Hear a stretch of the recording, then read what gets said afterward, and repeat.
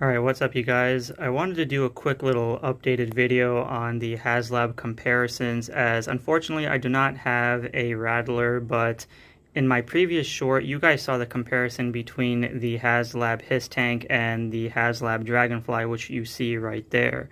Now in my previous video you guys saw that I recently got a gift of the original O-ring Tomahawk, which we see right here.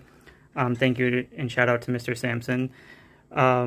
You guys left comments saying that you wanted a G.I. Joe Classified HasLab Tomahawk. Now, let's take a look at the size comparisons real quick. Now, I know these are two separate vehicles, so just bear with me on this, but we see how big the HasLab Dragonfly is in terms of dimensions from length and stuff, so it is pretty long. However, this is the original O-ring Tomahawk, and look how roughly it's kind of more than half the size of the HasLab Dragonfly. So in order for this Tomahawk to be a 6-inch scaled version, you would have to beef up this thing like crazy, and we know that the price would probably be absolutely insane.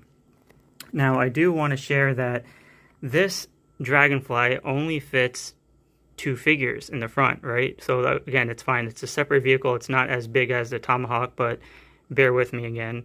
Now, the Tomahawk here can fit, obviously, lift ticket and another pilot there, which is fine. But in the back, you have a seat for 4 figures and then another one there on the side. So imagine how big 6-inch figures are for classified, and then how much you would have to update this entire Tomahawk in order to fit at least 5 figures there in the back. And of course 2 figures in the front.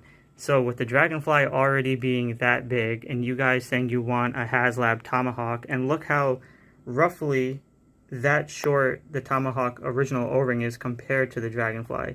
So now imagine how massive this Tomahawk would have to be in order to be a HasLab. That has to be bigger, probably, than the HasLab Dragonfly. Therefore, it's absolutely insane. The price might be extremely high, but since they've made the G.I. Joe Classified HasLab Snowcat, which is a lot bigger than the HasLab HissTank, then chances are we could get a Tomahawk someday in the future. But for now, just take a look at this comparison. Even though these are 2 separate vehicles of 2 different eras, but still, let this put you into perspective of how much size and dimensions it takes compared to the new versus old. Anyways, thanks for watching. Sure to give a like and subscribe, and I'll see you all